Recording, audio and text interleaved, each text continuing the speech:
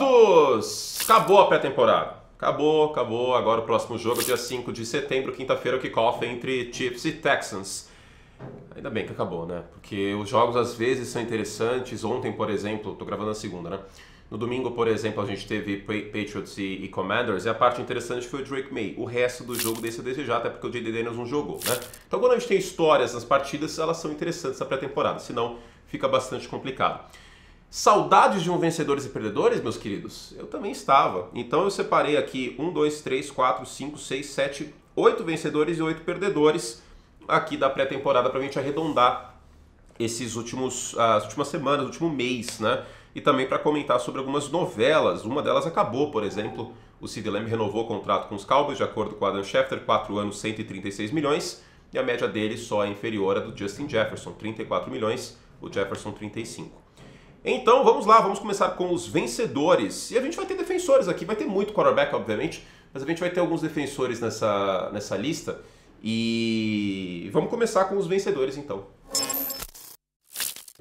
Bom, o primeiro vencedor é o reserva imediato do Alex Highsmith e do TJ Watt no Pittsburgh Steelers, o Nick Herbig, que teve aí a liderança em sacks nessa pré-temporada, liderou a pré-temporada em sacks, inclusive com 3,5, e considerando o histórico de lesão do TJ Watt, é bom ver um jogador aí apressador de passe se destacando nos Steelers.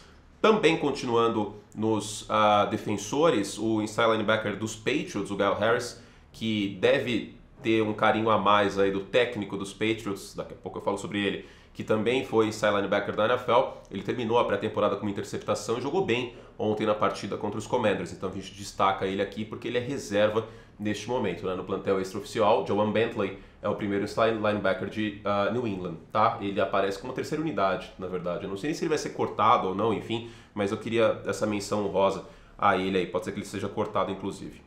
Agora vamos para os quarterbacks. O primeiro quarterback que eu vou destacar é o Bo Nix, tá? E o Bo Nix fez uma pré-temporada daquilo que a gente esperava, né? Trabalhando bem os passes curtos, mas rodando bem o sistema do Sean Payton. Eu acho que isso é o mais importante. Eu volto a dizer, eu volto a desagradar boa parte do torcedor do Denver Broncos. Tudo bem, não tem problema. Eu tenho que dar minha opinião, vocês dão de vocês, a gente tá tudo certo, né? Minha opinião não é melhor que a de ninguém.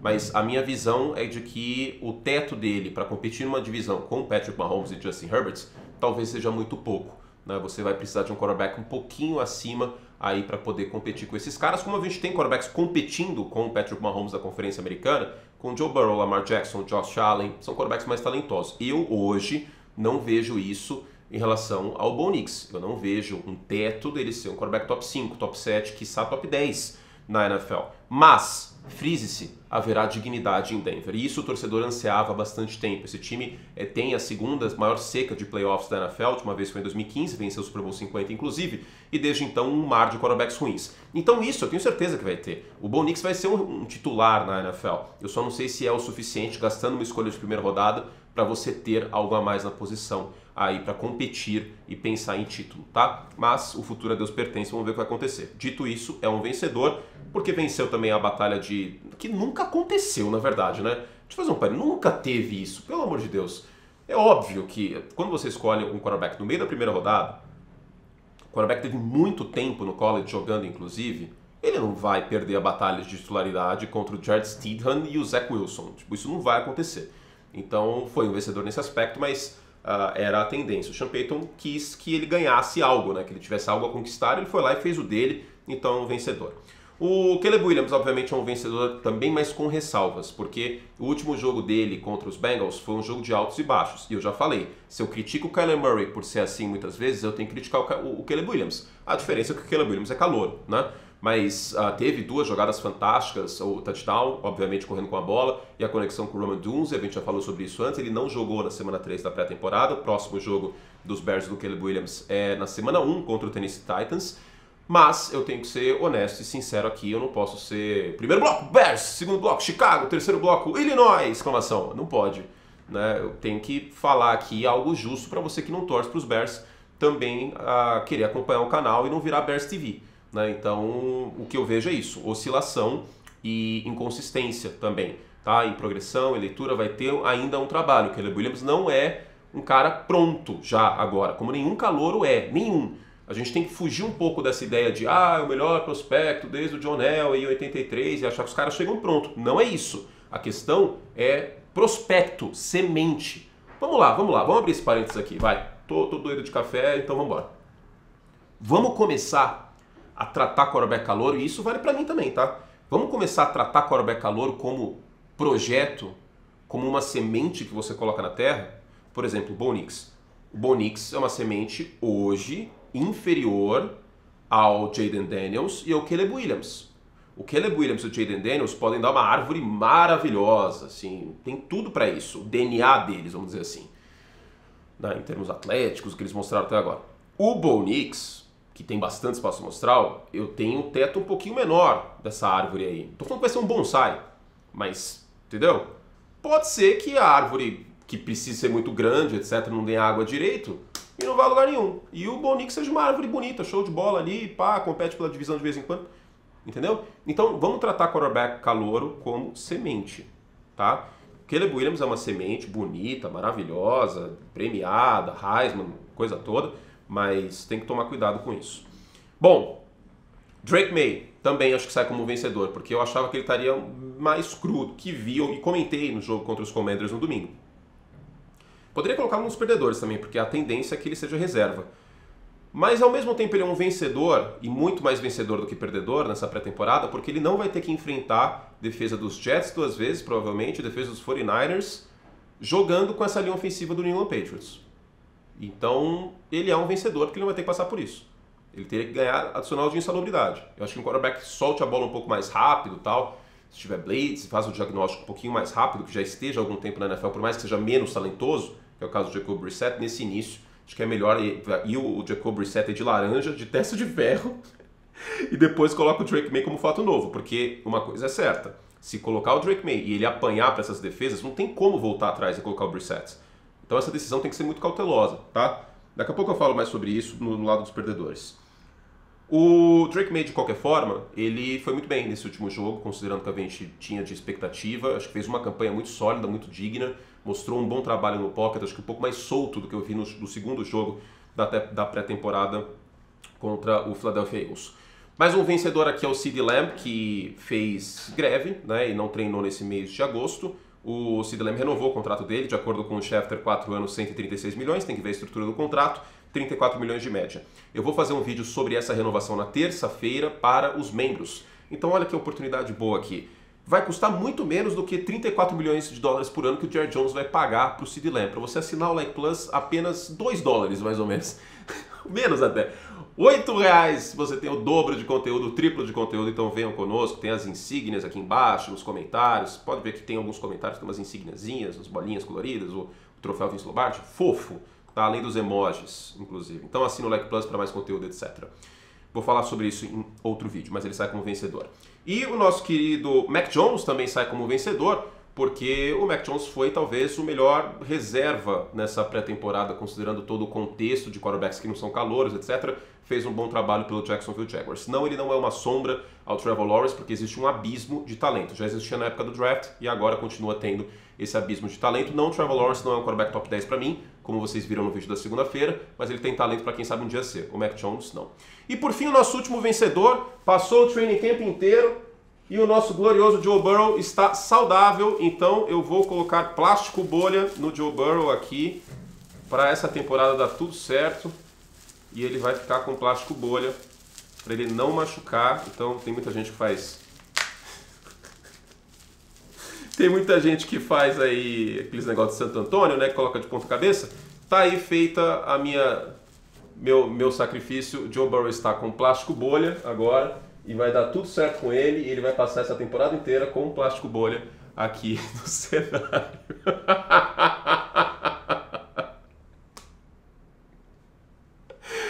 Que ideia idiota que eu tive, cara. Chegou um negócio hoje pra mim no plástico bolha, eu fiquei olhando assim, eu falei, isso vai dar um bom momento no vídeo. Vamos pros perdedores.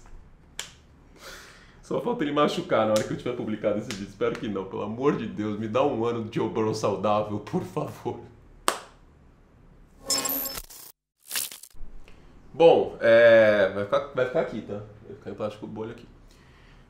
Seguindo, vamos para os perdedores. Eu acho que o Russell Wilson, ele sai dessa pré-temporada como um perdedor, porque em condições normais de temperatura e pressão, não poderia haver uma competição Russell Wilson e Justin Fields. Não poderia. Russell Wilson é um quarterback que já venceu o Super Bowl, que está há mais de 10 anos na NFL e que conduziu os Broncos para uma campanha positiva no ano passado. O que eu vi do Russell Wilson nessa pré-temporada, embora eu possa mostrar seja pequeno, foi o mesmo Russell Wilson que eu vi nos piores momentos de Denver. Um quarterback que parece que está jogando com a calça molhada. Eu vou usar uma frase aqui que eu usei no Aquece NFL, programa especial que vai ao ar, e já está no ar no Disney Plus inclusive, que é o seguinte: o Russell Wilson hoje é um quarterback, mas não é um atleta.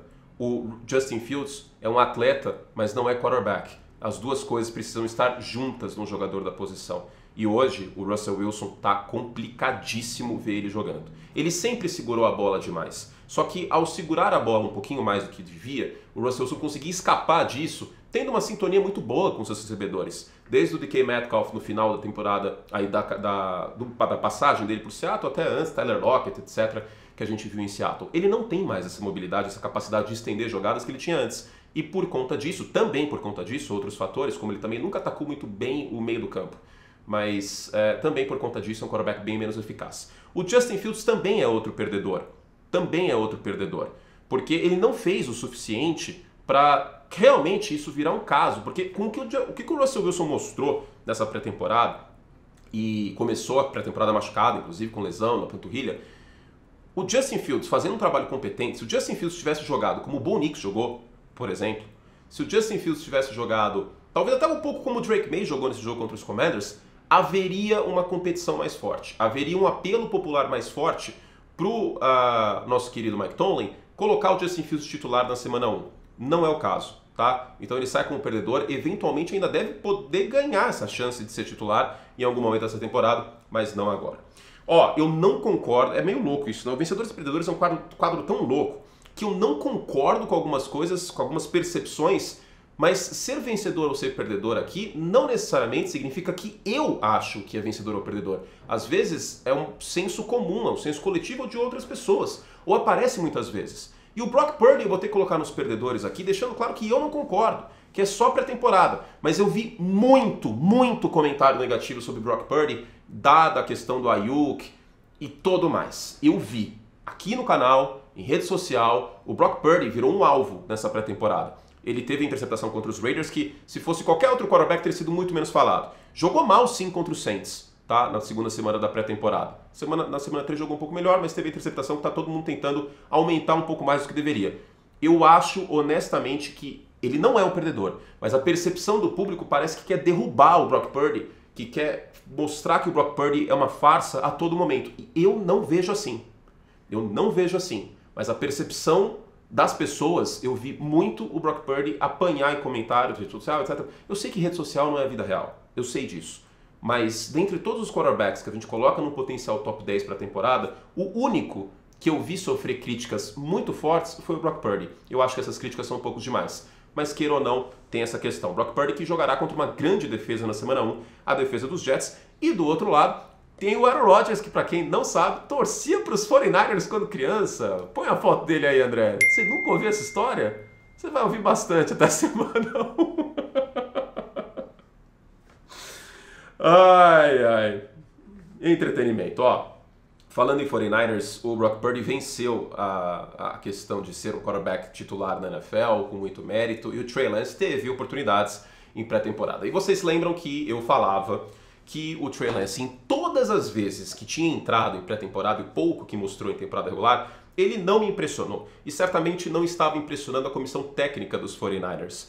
O Trey Lance fez um jogo ok na semana 2. Já na semana 3, embora tenha tido um grande volume de jardas, foram 5 interceptações. Eu tomei o cuidado de ver todas essas interceptações na câmera 22 e eu não gostei do que vi. A quinta é a mais horrorosa de todas. Mas eu vi um quarterback que não antecipou os passes, que forçou a bola quando pressionado. Eu vi um quarterback que forçou e tentou fazer mais do que deveria. E eu vi um quarterback cujo processamento pós-snap não está de acordo com o que eu gostaria de ver num quarterback titular da NFL. Hoje, para mim, o Trey Lance não tem condições de ser um quarterback titular da NFL. Se você, torcedor dos Cowboys, está apostando nisso no ano que vem, ele vai ter que dar um salto de produção imenso treinando com Dallas aí contra a defesa titular de Dallas ao longo dessa temporada, tá? E lembrando, o contrato dele acaba neste ano. Não existe garantia que ele volte para Dallas na próxima temporada. Mas foi feio essas 5 interceptações no último jogo. Ele teve bastante produção em todo o resto, mas não dá para ter 5 interceptações. Por tabela, falando em Dallas, o Dak Prescott talvez saia um pouco um perdedor. Pode ser que ele renove o contrato agora, nessa semana, tal, vai saber o que vai acontecer entre a gravação desse vídeo, que é segunda-feira, às 3 horas da tarde, e terça-feira, a hora que vai pro ar esse vídeo, mas que tem que dar tempo da edição do André e tudo mais, nosso editor aqui, um beijo para ele, inclusive, que está assistindo com muita atenção e carinho, né, André? Mas, por quê? O Micah Parsons, com certeza absoluta, vai renovar o contrato com os Cowboys. Uma questão de tempo. O dinheiro para o Micah Parsons já está separado. O CeeDee Lamb também. Tem que ver a estrutura do contrato, claro. Meio que fica alguém de fora dessa brincadeira, né? Porque você vai pagar 34 milhões para o CeeDee Lamb e vai pagar pelo menos aí 30 milhões para o Micah Parsons, só aí são 64 milhões de média para os dois. Como que vai pagar 45, 50, 55 milhões no Dak Prescott? Tá cada vez mais parecendo que o Dak Prescott pode ser carta fora do baralho para o futuro dos Cowboys, hein? Eu não sei como que acomoda isso. Dele daria, mas assim, não é tão simples, tá? Então, como a grana do Micah Parsons já está separada e o CeeDee Lamb renovou e o Dak não, vamos ver. Outro perdedor aqui é o DJ McCarthy, né? Nessa pré-temporada, porque machucou o joelho e estava numa competição com o Sam Darnold, mas não será titular porque machucou e está fora da temporada. Aí o McCarthy. Eu acho que isso não muda tanto a situação de Minnesota, porque mesmo com o McCarthy eu não vi esse time chegando na pós-temporada. No elenco aqui, hoje, falando de secundária e tudo mais, os Vikings, na minha visão, são quarta força na NFC Norte, né? Talvez uma grande temporada do McCarthy poderia eventualmente brigar pelo wild card, mas hoje a prospecção é de não ir para os playoffs. Nós vamos ver ano que vem como que Minnesota volta e o Sam Darnold vai ter oportunidade de ser titular neste ano. Pobre Justin Jefferson, que eu poderia colocar como perdedor aqui por tabela, mas vou poupá-lo disso até porque ele está ganhando 35 milhões de dólares por ano, né?